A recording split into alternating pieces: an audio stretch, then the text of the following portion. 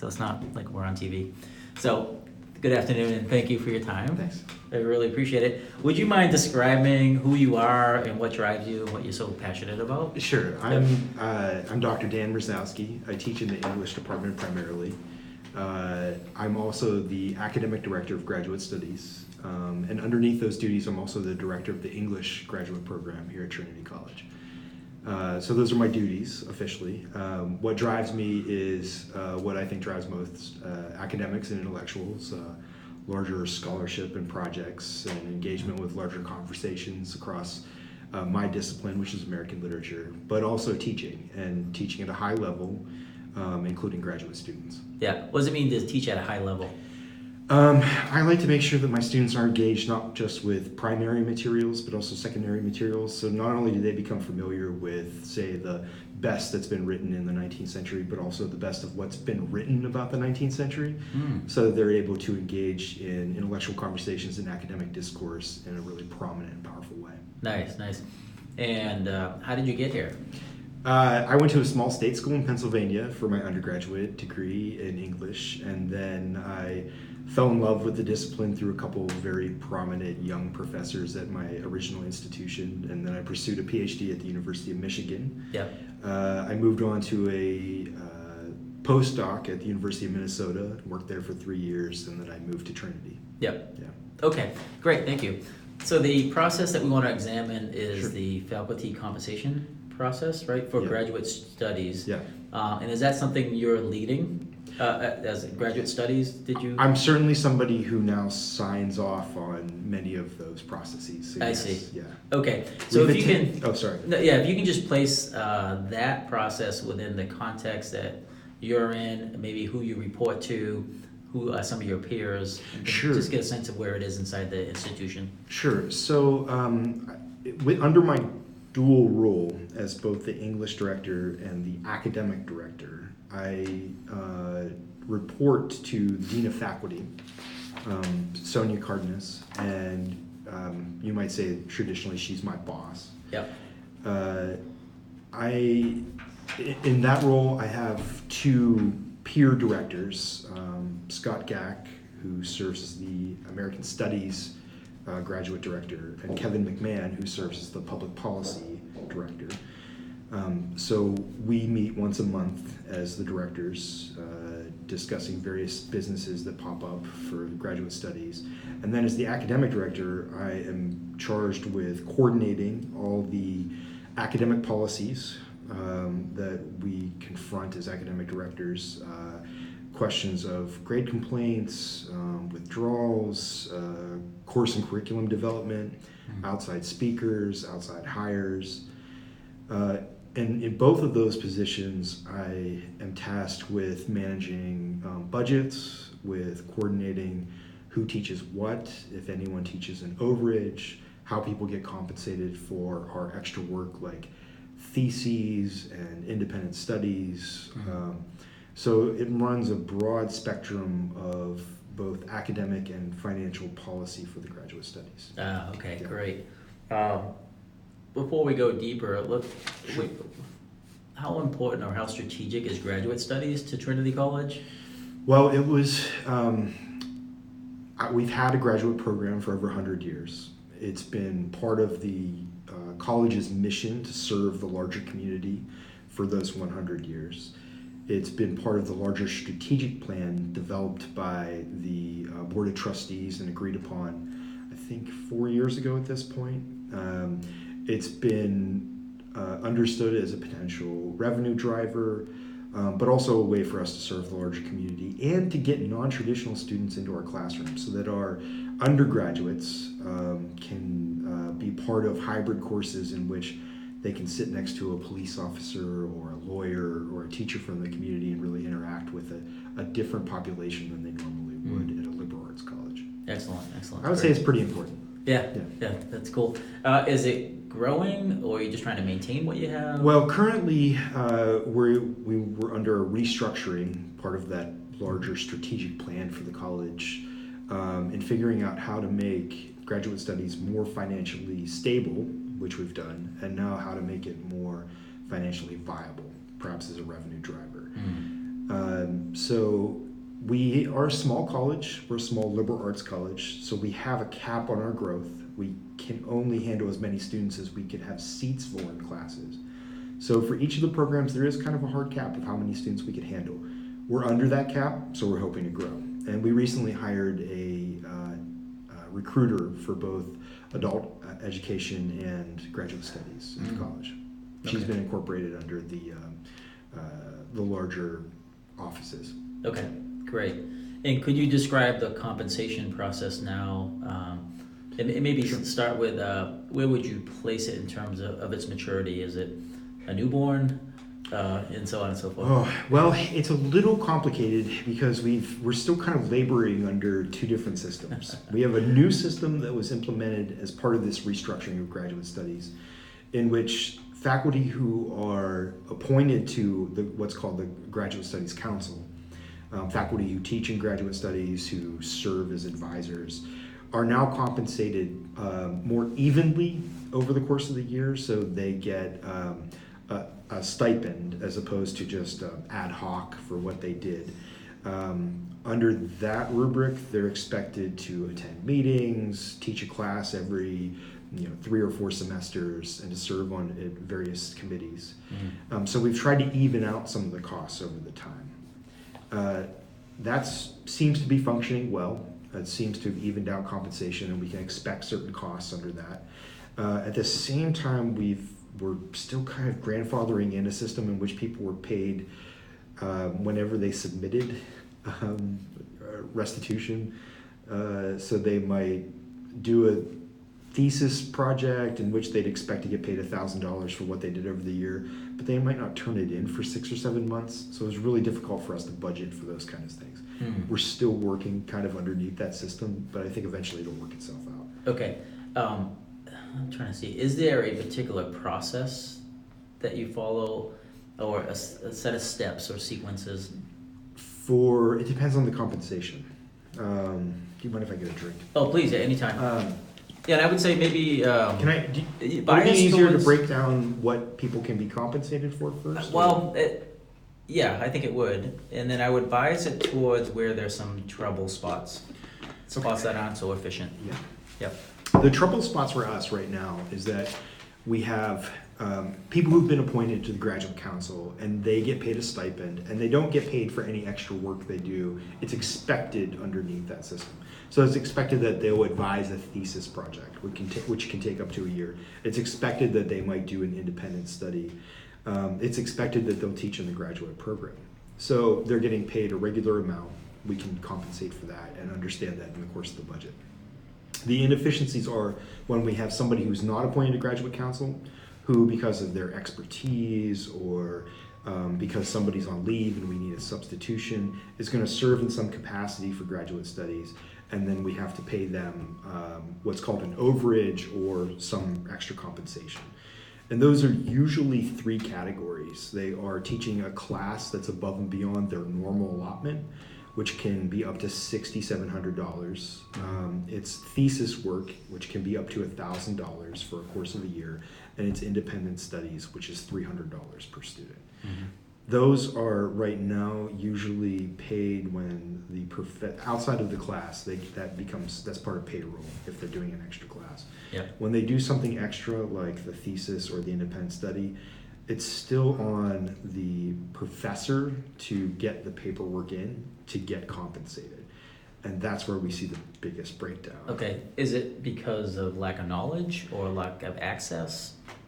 That's a great question. I think both. Okay. I think a lot of professors don't, you can tell them what they need to do in January when they first start doing this work, Yep. but when it comes to May, when they are super busy and everyone's graduating and they're thinking about their summer plans, they might not remember what they were supposed to do, and they might be too busy. It might just slip off their to-do list. Yeah, and they don't get paid unless they do that, They correct? don't get paid unless they put the Okay. form in. So occasionally we'll have moments in which we have to do some forensic accounting and figure out, okay, what did you actually get paid for? And when it's amounts like $300, $600, sometimes it doesn't even register on people's paychecks. They don't even remember that they got paid for it. We're also dealing with a couple different departments. You know, the home department itself, in my case, English, American Studies, or Public Policy, the Grad Studies office, which we're in right now, and then payroll and compensation. So in those three areas, you can lose the signal. I see. You know. And what type of systems are being used? Is it paperwork? Is it a enterprise system? It was, for a long time, it was literally a form you had to print out, sign off on, and then submit physically. Yeah. Now it happens electronically or via email through PDFs, but we don't have any system, you know, like a portal or something. I see. More helpful, yeah. I see. Okay. Can you give us a sense of how many faculty members or how many instances there are? Is it tens, hundreds? That's a great question. It depends on the size of the program. Public Policy is our largest, and so they have more of this. I would say it's in the dozens, the tens, yeah. Yep. Maybe there might be 20 to 30 instances of this over the course of the year. Yep. Yeah. Okay. I want to try a particular tool, Sure. and let's see how it goes. Great. It's intended just to understand you deeper inside this process. Okay. It's called the journey map, and think of it like you're taking a journey through a set of process steps. Yeah. And in this journey, you may feel more happy or less happy. And we can put that on the elevator somewhere. Great. So I just want you to talk, and I'll try to Absolutely. describe it. But I want you to think about a time where you might have had a conflict that you had to resolve Yeah. inside this process. And you can protect names if you want. Sure. But I rather deal with very specific, highly emotional instances than Okay. just general or averaging it out. Yeah. Can you think of one? Yeah, I can think of one recently. So we had a professor who has taught in the English department for a long time. She has a joint appointment in American Studies, so she's taught classes, graduate courses across those two disciplines. Yeah. She has worked with graduate students on many different levels, including independent studies, theses, courses, and she hadn't kept track of her what she was owed from the college. Okay. And so she, you know, not to put it too bluntly, dumped a bunch of requests on us all at once. Okay. So you got a knock on your door, so to speak. Yeah, an electronic knock. Where it's like suddenly you get an email with eight different requests going back as far as 2014. And where would you rate that? I would rate this as definitely a sad one because Sad? you're dealing Okay. with a colleague who did the work, clearly needs to be compensated, but didn't keep track of her own instances of compensation. Yep. And not only did we have to go back and look to match what she thought she had done with what she had actually done through the records, the credit records, then we had to work with payroll to see if she had been paid for those instances. Okay. So what was the step before payroll? The step before payroll was graduate studies, myself and Terry in Yeah. particular, sitting down, sifting through all of them, matching them with our policies to say, okay, this is something she could be compensated for. Yeah. This is how much she could be compensated for. Does it match her request? And then sending those requests that we think she should be paid for onto payroll. Okay. That sifting process and the policy reconciliation, where would you place that? I mean, can I place it in the middle? I mean, Sure can. It's all about you. I was happy to do it, but it was definitely work that at the end of a very busy fall semester, we were not happy to have done. Okay. So I'll call it review case, Yeah. which is policy and times. Yeah. So instances in policy. Okay. So And not then only went are you to- dealing with instances in policy, I think one of the emotional components of this is that you're dealing with professor's memory, right, from as far back as 2014. Which Oh, wow. Can be, you know, who I can often can't remember what I taught last semester, let alone what I might have needed to be compensated for in 2014. Yeah. Okay. Got it. And what's that conversation like? I think in this case it was a variety of what we call capstone projects, either the thesis or independent studies, and you can also be compensated for grading the thesis, which you serve as a reader, and in some cases, you're the only reader, which means you get 300. In other cases, you're a dual reader, which you get 150. Oh, wow. So not only does it become complicated by the fact that you could be a reader, you could be a co-reader. So Yep. that was one of the more complicated factors. Okay. And then you mentioned about going to payroll. Okay, was that the next step here? Yeah, and then sending it on for compensation, which is a black box for us. We don't know what happens to it after that until they get back to us with, hey, this is what they should be compensated for. And the emotionality there, I would say, is that people were concerned that there may be, not that there was in this case, financial malfeasance where you're worried. You want somebody to be compensated for their work, but you don't want to compensate them for something they didn't do, Yeah. or that seems like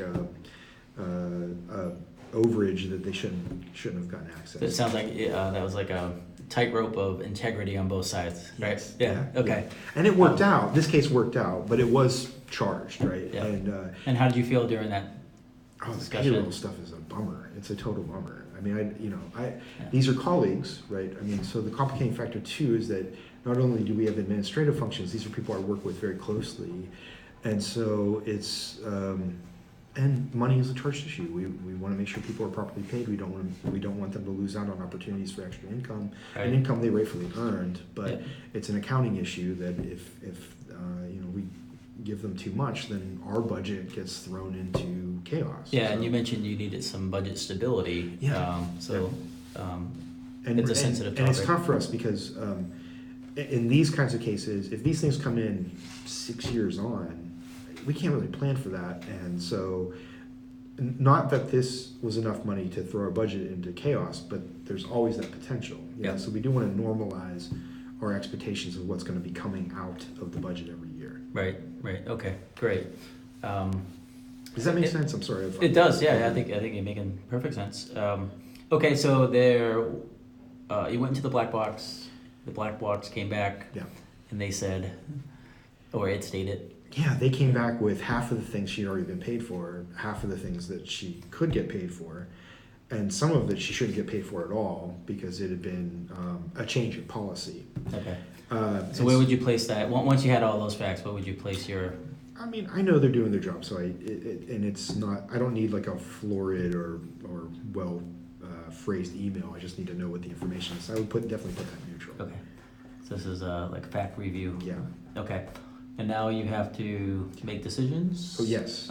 Okay. Well, in some ways, the decision's made. Once payroll gets back and says, okay, this is what, they did get paid, and they can show the record because it's taxable income, it's just a default saying, yes, I'll sign off Yep. on what she should be compensated on. Even with the policy change? Even with the policy change, there were, in this case, I don't remember the exact number how many requests were. Let's say 6. 2 of them she had already been paid for. 2 of them she was owed, and then 2 of them, because of a policy change, she was no longer compensated for. She had already been compensated because we had changed the policy to give people a I stipend see. to have been part of graduate study. I see. Okay. So that fell under that compensation. Yeah. Blanketed. Yeah. So Okay. just to make the story a little clearer, let's say a third she had been paid for already, but she had forgotten she'd been paid for, or had never even noticed. A third she should be paid for, and then a third she could no longer be paid for because of change in policy. Okay. So my job at that point was to say, yes, go ahead, and we'll sign off on the extra compensation. Okay. Yeah. So then you had to engage the faculty. That's always the stickiest moment. Yeah, that's. Where were you when you had that conversation? Where would you? I would it say started? before I had that conversation, Yeah. I did not want to have that conversation. Okay. I would say I was on this bottom half of the. And what emoji or emotion would you? I would say it would be a very negative face. It's always tough to tell people that they're not going to get the money they might have expected. Okay. I made the decision that this was a conversation I wanted to have in person because of my relationship with this colleague. This might not be true of all of my colleagues, but I talked to her in person, and then she was completely fine with it. She had understood that she was making requests that had been backlogged, that she had maybe forgotten she'd been compensated, and it also wasn't so much money that it would result in anything worse than maybe hurt feelings for a moment. I see. So this story ended up. So it ended up positive. She was like, Positive, "Oh, okay, okay. great." She was happy to get paid for what she was supposed to get paid for. She had been I had educated her on what the compensation structures were now because of the changes in policy, and it ended up okay. But boy, we had a long road to get just to that point. Yeah, and this is on top of what you normally do for Yeah. work, right? Yeah. So I would imagine this was extra. This happened, after I think we had gotten the request before Thanksgiving. So this was something at a very busy time where we're processing applications and setting up curriculum for the next semester, all the things that are part of the academic director's job. I also had to think about this. Okay, great. Thanks for explaining that. I want to go back to just one comment you made saying it's always tough. Why are these conversations tough for you? That's an interesting question. I guess they're not always tough. For me, it's tough when I feel like my colleagues they're coming to me with a question that either through policy or previous instruction or time-honored tradition, they should be more knowledgeable about what can happen and what can't happen. And so that's when it's tough, when they feel like they're owed something and they clearly aren't armed with the full knowledge of how the policies function. Right. That's when that tends to be the toughest Yeah. conversation. So it's set up for disappointment. Yeah, As it a is. result, It is. yeah. It's set up. Yeah, that's a great way to put it. Okay. It's set up for disappointment. Yeah. Okay. Yeah, usually you're gonna have to give them some bad news about it. Mhm. Yeah. Okay.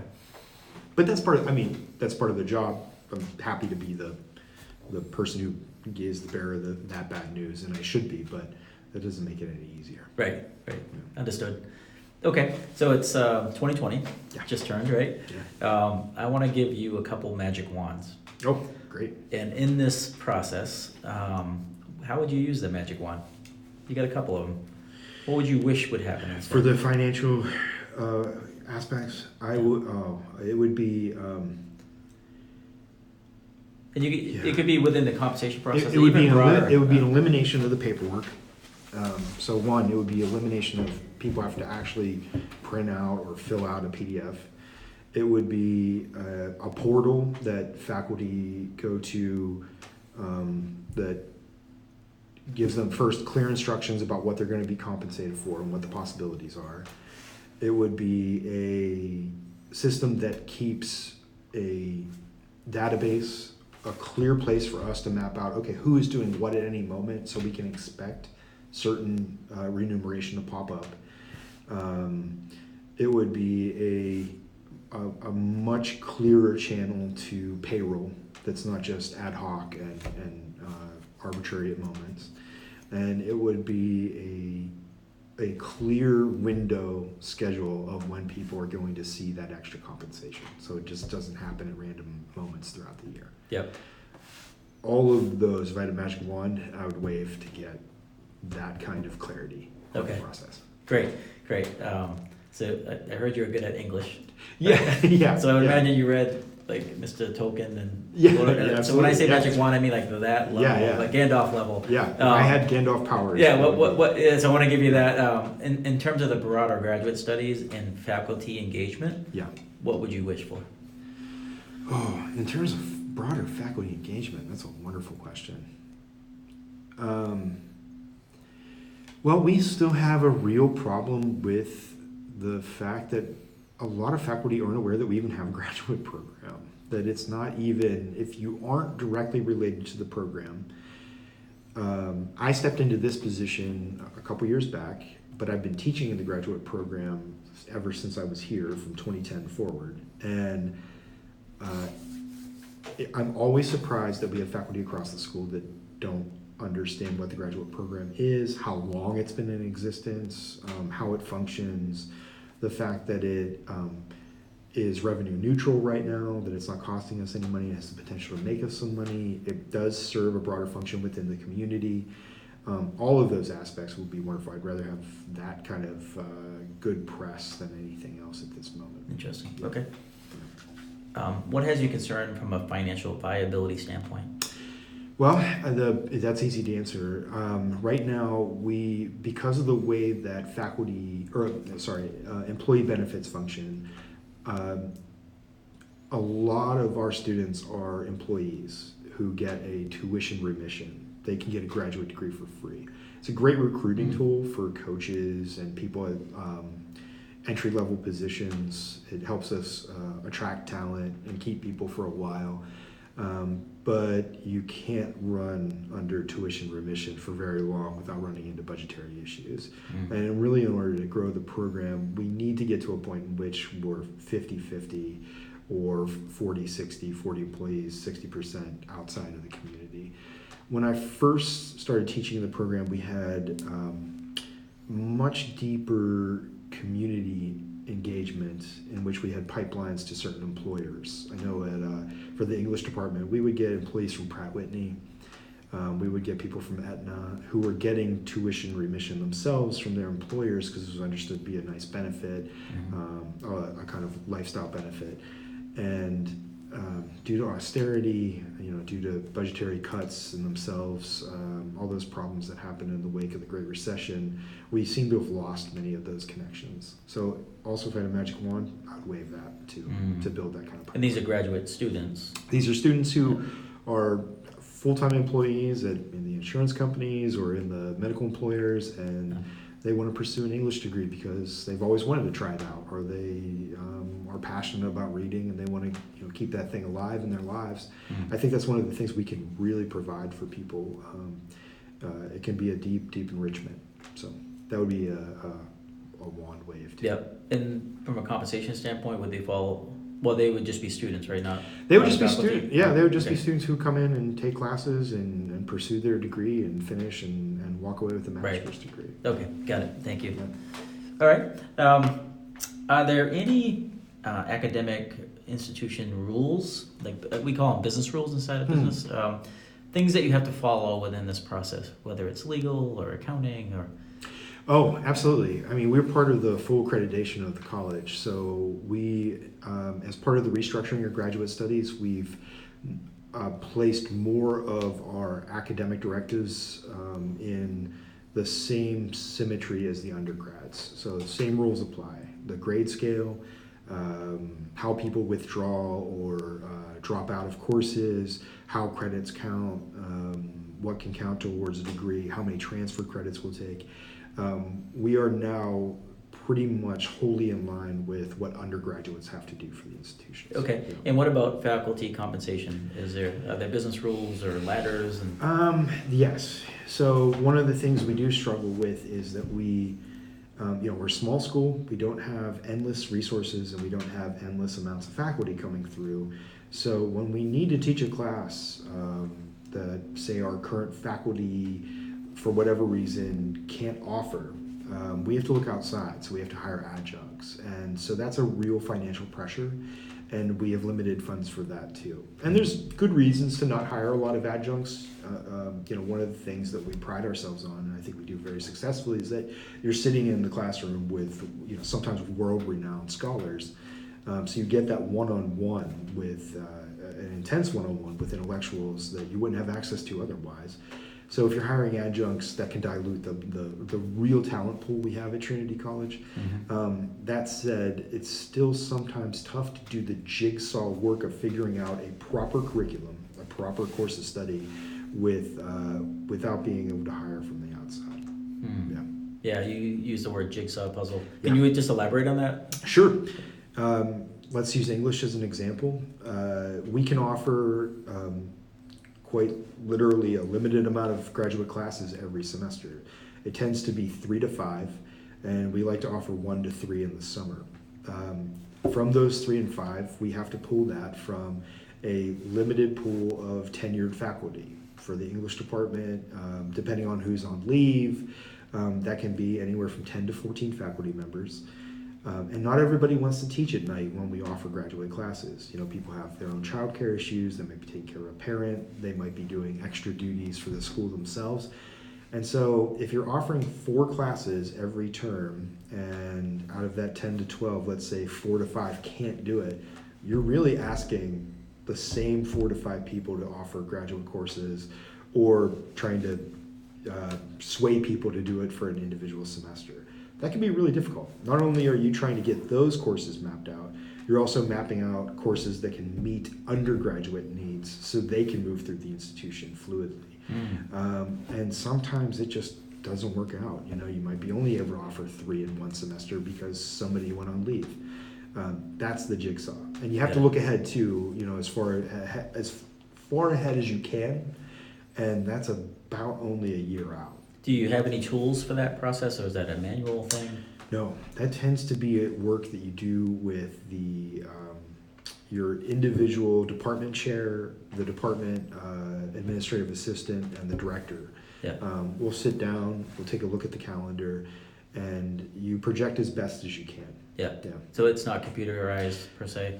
It's not computerized until it gets put into till the classes are kind of decided and then they get put into the system. But it's Yeah. largely ad hoc, in-person discussions with individual faculty members. Okay. Yeah. Yep. Last question, are there any key performance indicators around compensation, equity? No. How do you know you're doing it really well? Well, that's a great question. It depends on what you mean by what are we doing. Yeah. I would say there's a couple different indicators. There's the growth of the program, good word of mouth, which is hard to account for. Quantify, yeah. Quantify. It's really Yeah. hard to Yeah. quantify. There's faculty satisfaction. Are your faculty excited about teaching classes? Fortunately, in the English department, we have been. People have continued to step up. They're excited about the classes they're going to offer. And how do you know that? Is that word of mouth? Or That's verbal? word of mouth. Yeah. That's word of mouth. And so not as quantifiable, but easier to see because you can tell who wants to teach a class. I would say that the quality of student work is also an indicator. You know, do you have two-term theses that really meet the requirements for your major awards at the end of the semester? Do your faculty seem to be really excited about the people they're working with? You have course evaluations, which themselves have been a questionable metric on how to judge individual teaching success. All of those things contribute to a kind of constellation sense of the health of the programs. Yep. But that, under a kind of a business rubric, we don't have any hard metrics. We really don't. Okay. Okay, fair enough. Any closing thoughts? We're in a really fascinating state of a pilot program for the Graduate Studies Council, for the Graduate Office, for the long-term projections of where the school's heading. And so it's been exciting to be a part of the revisions. It's been on an occasionally frustrating process too. So if there is any kind of outside fulcrum that can help us put pressure on any of these systems in a really helpful way, I'm so happy to hear about them. Oh, that sounds So, good. yeah. No pressure on No the team, pressure, right? yeah. But we'll do the best we can. We thank you for your time. Oh, Yeah. wonderful. Thank you. Okay. Let's go.